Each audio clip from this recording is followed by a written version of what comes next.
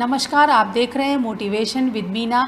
अब नर्स बनने के लिए भी नीट क्वालिफाई करना ज़रूरी होगा, यानी 4 इयर्स जो बीएससी का नर्सिंग कोर्स होता है उसे क्वालिफाई, उसमें एडमिशन लेने के लिए आपको नीट क्वालिफाई करना होगा, जैसा कि आप एमबीबीएस करने के लिए करते हैं। और एनटीए यानी नेशनल टेस्टिंग एजेंसी ने एक नोटिफिकेशन जारी करके इसके बारे में जानकारी दी है। हम इस जो ये नया नियम आया है इसके ज़रिए इसकी क्या वजह है और इससे क्या फ़ायदा होगा, क्या बदलाव होगा, इसके बारे में हम चर्चा करेंगे। इससे पहले मेन जो पॉइंट्स है वो मैं आपको बता देती हूँ कि जो एनटीए ने नोटिफिकेशन जारी किया उसके क्या पॉइंट्स हैं। और तमाम स्टूडेंट जो इस मेडिकल फील्ड में करियर बनाना चाहते हैं उनके लिए नीट क्वालिफाई करना ज़रूरी होगा। सबसे बड़ी बात यह कि जो बीएससी नर्सिंग का कोर्स होता है उसमें एडमिशन लेने के लिए आपको नीट की परीक्षा में बैठना होगा।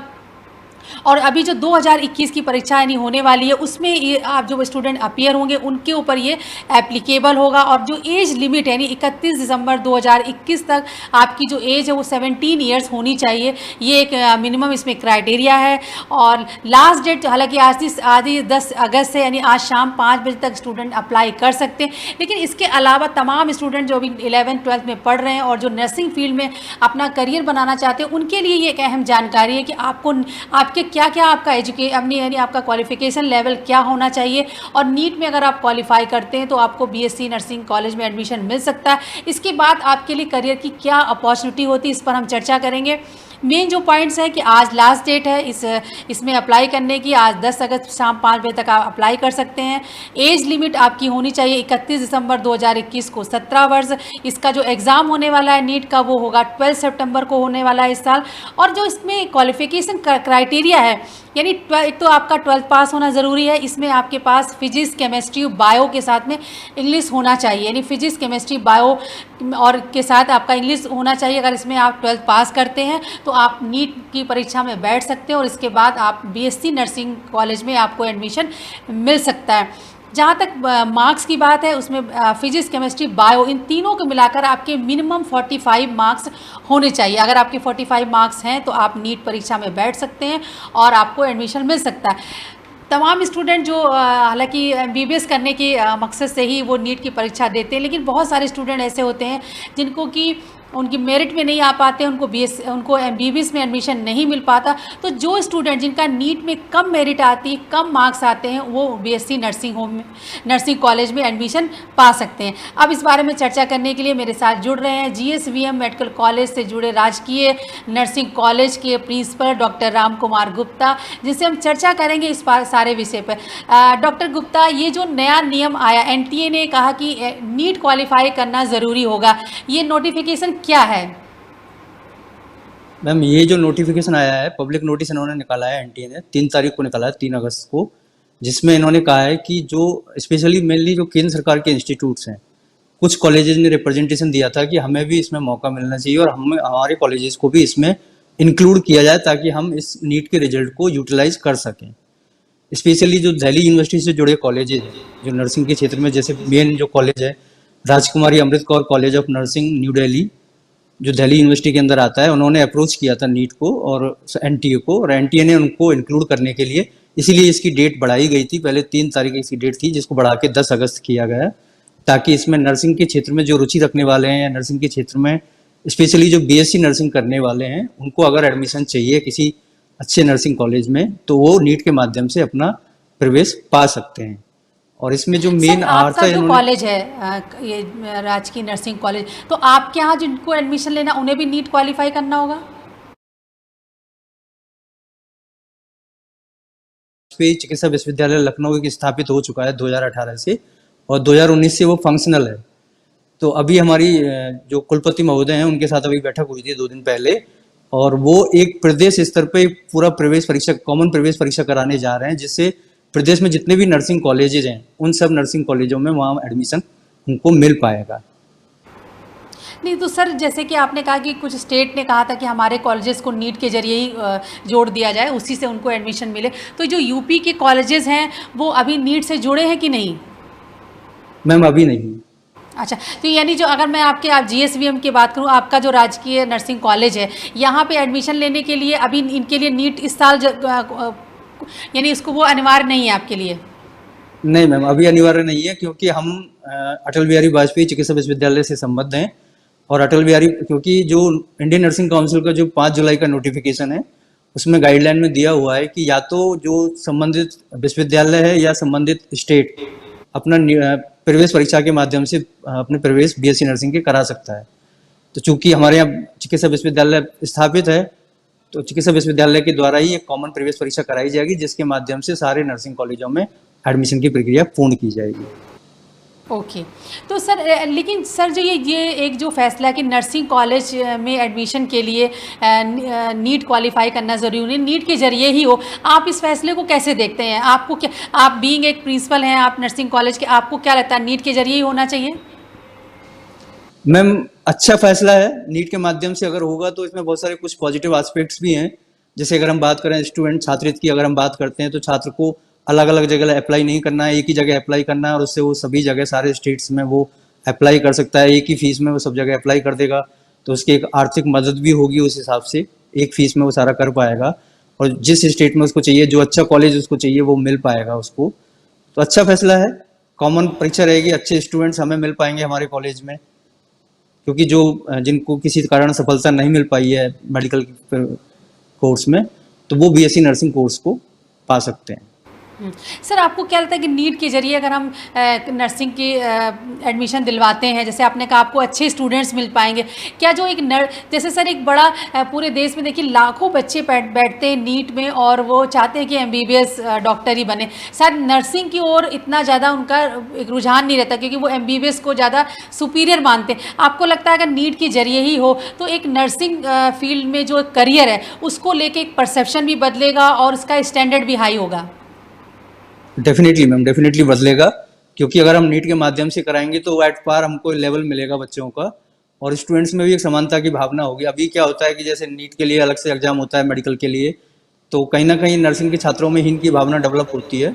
तो अगर नीट के माध्यम से प्रवेश कराया जाएगा तो उनमें एट पार उनमें एक समानता मिलेगी और उनका भी एक कॉन्फिडेंस लेवल बढ़ेगा, जिससे वो आगे चल के और अच्छी अपने प्रोग्रेस कर पाएंगे अपने क्षेत्र में।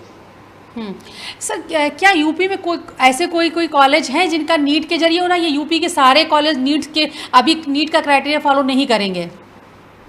मैम, अभी तो केवल जो चिकित्सा विश्वविद्यालय द्वारा जो प्रवेश परीक्षा कराई जाएगी उसी के माध्यम से होंगे उत्तर प्रदेश में। तो जितने भी कॉलेजेस, चाहे वो सरकारी कॉलेज हों चाहे प्राइवेट कॉलेजेज हों, उनका कॉमन एडमिशन के द्वारा हो जाएगा। बाकी जो कुछ अपने विश्वविद्यालय हैं, जैसे किंग जॉर्ज मेडिकल यूनिवर्सिटी है, सैफई मेडिकल यूनिवर्सिटी है, ये अपना कर सकते हैं क्योंकि ये यूनिवर्सिटीज हैं, तो ये अपना लेवल पर एंट्रेंस करा के उसका अपना एडमिशन प्रोसेस ये कंप्लीट करते हैं। तो अभी हम ये कह सकते हैं यूपी में ऐसा नहीं हुआ है कि यूपी के जो नर्सिंग कॉलेजेस हैं उनमें एडमिशन लेने के लिए अभी स्टूडेंट्स को नीट में जाने की ज़रूरत नहीं है? मैम, अभी इस तरह का कोई नोटिफिकेशन गवर्नमेंट की तरफ से अभी तक जारी नहीं हुआ है। सर जैसे मैं पर्सनली भी अभी नॉलेज के लिए पूछ रही हूँ, मुझे भी नहीं पता, बहुत सारे स्टूडेंट्स को भी ये कन्फ्यूज़न होगा। जैसे मैं कहूँ कि मान लीजिए सपोज़ इस साल नीट में जो बच्चे बैठ रहे हैं 2021 में और उनकी अच्छे मार्क्स नहीं आए, मतलब मेरिट अच्छी नहीं आई और उनको एमबीबीएस कोई मेडिकल कॉलेज नहीं मिला, अगर वो स्टूडेंट जिनके नीट में अच्छे मार्क्स नहीं आए और वो चाहते हैं कि भाई वो आपके राजकीय नर्सिंग कॉलेज में एडमिशन ले बीएससी में, तो क्या उनको एडमिशन मिल पाएगा या उनको अलग से प्रवेश परीक्षा देनी ही? मैम, जो यूनिवर्सिटी के द्वारा जो प्रवेश परीक्षा कराई जाएगी उनमें उसको सम्मिलित होना होगा, अगर उसको उत्तर प्रदेश में किसी नर्सिंग महाविद्यालय में उसको एडमिशन चाहिए तो, या फिर जो किसी अलग अलग संस्थाओं, जैसे मैंने आपको बताया सैफई विश्वविद्यालय है या किंग जॉर्ज मेडिकल यूनिवर्सिटी है, बनारस हिंदू यूनिवर्सिटी है, तो ये अपने अपने अलग अलग कराते हैं, तो उस हिसाब से उनको प्रवेश मिलेगा। ओके। अच्छा सर ये बताइए, अब मैं हैं और आप एक नर्सिंग कॉलेज के प्रिंसिपल, बताइए नर्सिंग फील्ड में यानी जो बीएससी नर्सिंग का ये कोर्स है कितना यूज़फुल है? क्या वाकई इसमें भी एक होता है ना कि एमबीबीएस को लेकर तो एक बड़ा सुपीरियर परसेप्शन है ही हमारे देश में, लेकिन नर्सिंग फील्ड में आप करियर की क्या अपॉर्चुनिटी देते हैं या गवर्नमेंट अगर हॉस्पिटल्स में नर्सिंग का जॉब मिलता है तो उनका क्या स्टैंडर्ड रहता है? मतलब एक तो सर एक तो सोशल परसेप्शन, एक होता है इकोनॉमिक परसेप्शन, इसको आप कैसे देखते हैं? मैम, सोशल अभी अगर हम देखें हाल ही के दिनों में, जैसे कोविड के टाइम में आपने देखा होगा, नर्सिंग का हो सकता है कुछ भ्रांतियां समाज के अंदर हो सकती हैं जिसकी वजह से उनका परसेप्शन थोड़ा सा कम है कंपेयर टू मेडिकल प्रोफेशनल्स, लेकिन नर्सेस भी बैकबोन होती है किसी भी प्रोफेशन की, किसी भी हॉस्पिटल की, नर्सेज के बिना किसी हॉस्पिटल या किसी संस्था को संचालित करना संभव नहीं हो पाता। अगर हम अच्छे अच्छे हॉस्पिटल्स की बात करते हैं, कॉर्पोरेट हॉस्पिटल्स की बात करते हैं, तो वो अच्छे इसीलिए कहलाते हैं क्योंकि वहाँ उनकी नर्सिंग सर्विसेज बहुत अच्छी होती है। क्योंकि किसी पेशेंट को अगर अच्छी नर्सिंग सर्विस मिल रही है तभी उसकी रिकवरी बहुत फास्टर होती है, क्योंकि दोनों ही एट पार चलते हैं, मेडिकल प्रोफेशनल्स भी, नर्सिंग प्रोफेशनल्स भी। मेडिकल के बिना नर्सिंग नहीं चल सकता, नर्सिंग के बिना मेडिकल नहीं चल सकता। और अगर हम सोशल पर्सपेक्टिव या इकोनॉमिक पर्सपेक्टिव की बात करते हैं तो हाल ही के दिनों में काफ़ी उछाल आया है इकोनॉमिक पर्सपेक्टिव में। अभी जो गवर्नमेंट सेक्टर में हो चाहे प्राइवेट सेक्टर में हो, बहुत अच्छी सैलरी नर्सिंग प्रोफेशनल्स को मिलती है, बहुत कैरियर प्रोग्रेशन भी बहुत अच्छा होता है उनका, बहुत अच्छी अपॉर्चुनिटीज उनको मिलती हैं, हायर लेवल तक जाते हैं, गेजेटेड पोस्ट उनको मिलती हैं। तो बहुत अच्छी अपॉर्चुनिटीज हैं, तरह तरह के फील्ड हैं जहां हम लोग काम कर सकते हैं। आर्म फोर्सेज के एरियाज में, नेवी में हम लोग काम कर सकते हैं, हॉस्पिटल्स में काम करते हैं, स्कूल हेल्थ में हम लोग काम करते हैं, डी एडिक्शन सेंटर्स में हम लोग काम करते हैं, कम्युनिटी हेल्थ सेंटर्स में हम लोग काम करते हैं, डिजास्टर के टाइम हम लोग काम करते हैं। तो हर क्षेत्र, ऐसा कोई भी क्षेत्र नहीं जो स्वास्थ्य से जुड़ा हो जहाँ नर्सिंग का कोई इंपॉर्टेंट रोल ना हो। तो हर जगह नर्सेज का रोल प्ले किया जाता है नर्सेज के द्वारा। ओके। अब सर मैं जो स्टूडेंट बीएससी नर्सिंग में एडमिशन लेना चाहते हैं, आपके यहाँ सर जो एंट्रेंस एग्ज़ाम होता है किस लेवल का होता है, थोड़ा उसके बारे में जानकारी बताइए कि अगर बच्चे इस एंट्रेंस एग्ज़ाम में अपीयर होना चाहते हैं तो उन्हें किस तरह से उनको तैयारी करनी चाहिए, किस तरह की नॉलेज होनी चाहिए? उसमें मैम 11th एंड 12th का जो साइंस का सिलेबस होता है वही उनका सिलेबस होता है। Physics, chemistry, biology, English and GK. उसमें 100 क्वेश्चंस का उसमें कराया जाता है, 100 मार्क्स का। उसमें 20 क्वेश्चन फिजिक्स के होते हैं, 20 केमिस्ट्री के, 20 बायो के, 20 इंग्लिश के और 20 जनरल नॉलेज के। तो इस तरह से वो इंडियन नर्सिंग काउंसिल ने क्राइटेरिया डिसाइडेड किया हुआ है, उसके आधार पे उसको प्रवेश परीक्षा को कराया जाता है। तो सर एक दिन मतलब है वो 100 मार्क्स की परीक्षा होती है, इसमें आप कह रहे हैं कि 5 टॉपिक्स हैं, फिजिक्स, केमिस्ट्री, बायो, जीके और इंग्लिश। जी ओके। अच्छा सर, ओवरऑल रैंकिंग कैसे जाती है? मतलब 100 मार्क्स में तो आप इतने सालों से देख रहे हैं, अगर किसी को 100 में 80 मार्क्स मिले तो क्या उसका मतलब एडमिशन हो पाता है? मैम पिछली बार हमारे यहाँ जो कट ऑफ गई थी वो 82 पे लास्ट कट ऑफ गई थी, 82 से नीचे हमारे एडमिशन नहीं हुए थे। हाईएस्ट जो मेरिट गई थी वो 91 थी और उसके बाद लास्ट कट ऑफ हमारी 82 गई थी जनरल कैटेगरी में। सर इसमें जो है आपने जैसे फिजिक्स, केमिस्ट्री, बायो तो आपने कहा कि 12th लेवल की आती है, और लेकिन ये जो इंग्लिश का पेपर किस तरह, जो 20 क्वेश्चंस या एक क्वेश्चन 1 नंबर का होता है? मैम हमारे यहाँ जो हम कराते थे उसमें 1 नंबर का ही था। तो सर ये जो इंग्लिश आती है वो किस लेवल की आती है, क्या उसमें और सारे ऑब्जेक्टिव क्वेश्चंस होते हैं? सारे ऑब्जेक्टिव होते हैं मैम, बाइलिंगुअल पेपर होता है, हिंदी और इंग्लिश। जी मैं कह रही हूँ नेगेटिव मार्किंग भी होती है इसमें? नहीं मैम, हमारे यहाँ नेगेटिव नहीं होती। ओके। तो सर ये जो इंग्लिश का, आप इंग्लिश के पेपर बताइए, जो बच्चे मान लीजिए नर्सिंग आपके एडमिशन लेना चाहते हैं, वो एंट्रेंस एग्ज़ाम देना चाहते हैं, तो वो कैसे प्रिपरेशन करें, इसलिए मैं पूछ रही हूँ आपसे कि जो इंग्लिश के 20 मार्क्स के क्वेश्चंस आते हैं, किस तरह के क्वेश्चंस आते हैं? मैम मेनली 11th-12th का जो वोकेबुलरी पोर्शन है, ग्रामेटिकल पोर्शन है, वही उसमें पूछा जाता है। जैसे वर्ब्स है, फिल इन द ब्लैंक्स हैं, इस तरह से पूछा जाता है। उसमें आर्टिकल्स फिल करने होते हैं, सेंटेंस कंप्लीट करने होते हैं उनको, और मल्टीपल चॉइस क्वेश्चंस होते हैं, 20 क्वेश्चंस उसमें रखे जाते हैं। ओके। अच्छा सर जीके में क्या पूछा, जीके के क्वेश्चंस कैसे होते हैं? जीके में हम फोकस करते हैं जो करंट ट्रेंड्स हैं हमारे, जो रिसेंट में जो घटनाएं हुई हैं, घटना घटित हुई हैं, उनसे रिलेटेड जितने भी नॉलेज है एटलीस्ट, क्योंकि इसमें जब नर्सिंग फील्ड में हम चाहते हैं कि बच्चा ओवरऑल उसका डेवलपमेंट हो, तो उसका कहीं ना कहीं उसका नॉलेज भी, जनरल नॉलेज भी उसका होना चाहिए। तो वो भी एक असेसमेंट हम करते हैं इसके माध्यम से, और जो करंट अफेयर्स होते हैं उनको ध्यान में रखते हुए वो पेपर सेट कराया जाता है। ओके। सर कितने घंटे का ये जो 100 क्वेश्चंस होते हैं, कितने घंटे का पेपर होता है ये? वो मैम 3 घंटे का पेपर होता है। 3 घंटे का पेपर होता है। अच्छा, तो सर अभी जैसे 2021 के लिए जो एग्ज़ाम है वो हो चुका है या होने वाला है, कब हो रहा है वो? मैम अभी नहीं हुआ है, लेकिन अभी जो हमारी कुलपति महोदय से आपकी जब मीटिंग हुई थी तो उसमें उन्होंने मिड ऑफ अगस्त में उसको एडवर्टाइजमेंट निकालने का बोला है, और होपफुली अक्टूबर के मंथ में वो एंट्रेंस एग्जाम होगा। क्योंकि इस बार जो इंडियन नर्सिंग काउंसिल ने जो गाइडलाइन जारी की है कोविड के कारण, वो जो इस 2021-22 का जो सेशन स्टार्ट होगा वो 1 जनवरी से स्टार्ट होगा, 1 जनवरी 2022 से। जी। अच्छा सर, एक और बात, तो तमाम स्टूडेंट्स सर, ये जैसे आपने बहुत इंपॉर्टेंट बात कही कि जो मेडिकल फील्ड है, अगर जब तक नर्सिंग उससे कनेक्ट ना हो, यानी कोई भी हॉस्पिटल, कोई भी हेल्थ सेंटर बिना नर्स के नहीं चल सकता। डॉक्टर है तो नर्स को तो होना ही पड़ेगा वहाँ पे।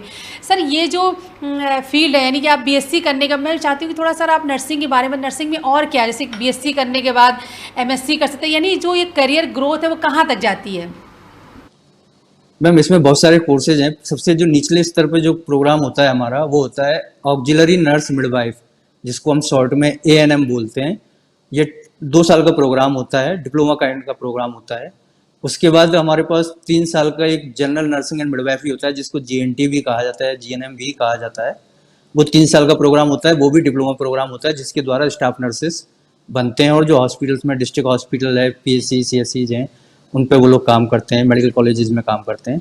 उसके बाद हमारा बीएससी नर्सिंग होता है। ये 4 साल का कोर्स होता है, जिसमें 3.5 साल का थ्योरेटिकल पार्ट है, जिसमें 6 मंथ का इंटर्नशिप भी होता है, जो अलग अलग फील्ड में उनको 6 महीने का लास्ट में 3.5 साल कंप्लीट करने के बाद उनको पोस्टिंग दी जाती है, उनको एक्सपोजर दिया जाता है, ताकि अलग अलग फील्ड में वो अपनी नॉलेज को और अपनी स्किल्स को और इम्प्रूव कर सकते हैं।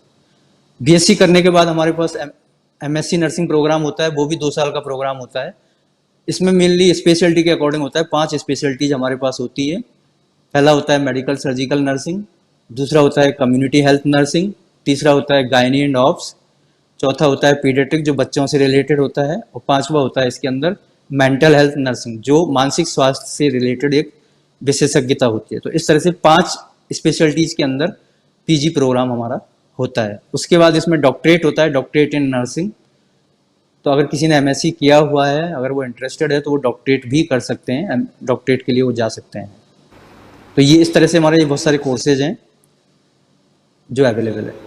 ओके तो यानी नर्सिंग में आपने बताया कि जिस तरह से बाकी जगहों में होता है, बीएससी, एमएससी, पीएचडी आप कर सकते हैं, रिसर्च कर सकते हैं, और एक तो आप फील्ड में आ सकते हैं, यानी एज ए प्रैक्टिस में आ सकते हैं। दूसरा सर, इसमें फैकल्टी, अगर आप टीचिंग में भी जा सकते हैं नर्सिंग अगर करते हैं तो। जी मैम जी।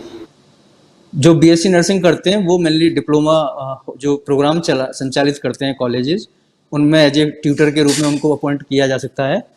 और उसके बाद जब एमएससी हम कर लेते हैं तो एज ए 3 साल का एक्सपीरियंस कंप्लीट हो जाता है एमएससी करने के बाद, तो एज ए असिस्टेंट प्रोफेसर के रूप में आप किसी नर्सिंग महाविद्यालय में काम कर सकते हैं। ओके सर, जैसे आपने कहा कि ये बीएससी और एमएससी, ये तो आपका जैसे बीएससी में करना है तो आपको एंट्रेंस एग्ज़ाम दे के आना पड़ेगा, लेकिन जैसे एनएम या मिडवाइफ का अगर डिप्लोमा लेना चाहते हैं, तो क्या इसके लिए भी कोई एंट्रेंस होता है या सीधे एडमिशन हो जाता है? मैम इसका हमारे यहाँ जो Uttar Pradesh state medical faculty है, जो नर्सिंग काउंसिल है, स्टेट नर्सिंग काउंसिल, एएनएम और जीएनएम का एडमिशन वो करते हैं। वो पूरे प्रदेश स्तर का एक कॉमन एग्जाम कराते हैं। वो लोग कॉमन एग्जाम कराते हैं, या जैसे पिछली बार उन्होंने कोविड के कारण मेरिट बेस पे उन्होंने कर दिया था, तो इस तरह से वो कोई ना कोई डिसीजन लेके वो पूरे प्रदेश स्तर का कॉमन एग्जाम कराया जाता है। सर बस बहुत अच्छी आपने जानकारी दी, और तमाम सर स्टूडेंट ये पूछ रहे थे कि अगर यूपी में भी किसी नर्सिंग कॉलेज में एडमिशन लेना है तो क्या हमें भी नीट क्वालिफाई करना होगा, तो आपने भी क्लियर किया कि नहीं, अभी यूपी में एप्लीकेबल नहीं है। But sir, as a being principal of a nursing college, आपको मतलब what is your personal opinion कि आपको लगता है कि नहीं यूपी के भी जो नर्सिंग कॉलेजेस हैं उनमें भी नीट के जरिए भी एग्ज़ाम होना चाहिए आने वाले दिनों में? क्या आपकी पर्सनल राय क्या है?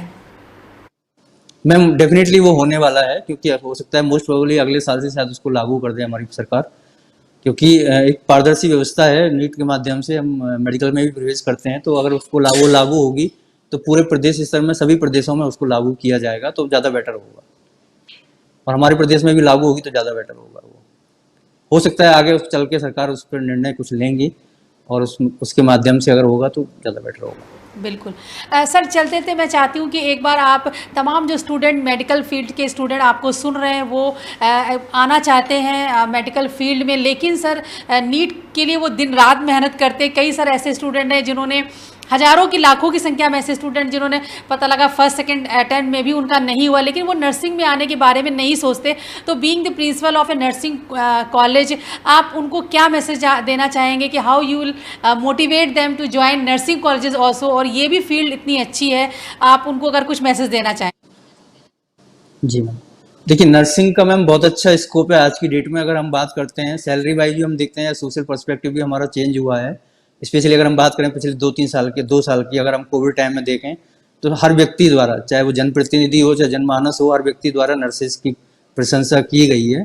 तो सोशल पर्सपेक्टिव हिसाब से और इकोनॉमिक पर्सपेक्टिव के हिसाब से भी नर्सिंग प्रोफेशन की आज की डेट में बहुत अच्छा स्कोप है।